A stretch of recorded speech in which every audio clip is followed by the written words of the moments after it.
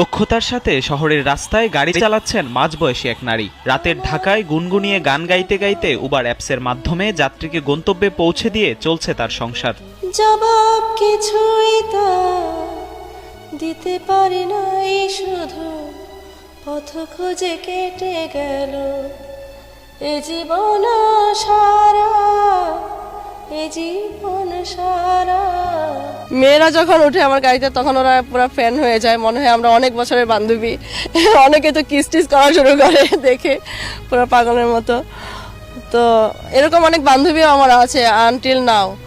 হ্যাঁ, যে উবার থেকে পরিচয়। এক হুজুর আর কি তার বউকে নিয়ে কোথাও যাবে, তো মেয়ে দেখে আর আমার উবারে উঠে নাই দেখার পরে।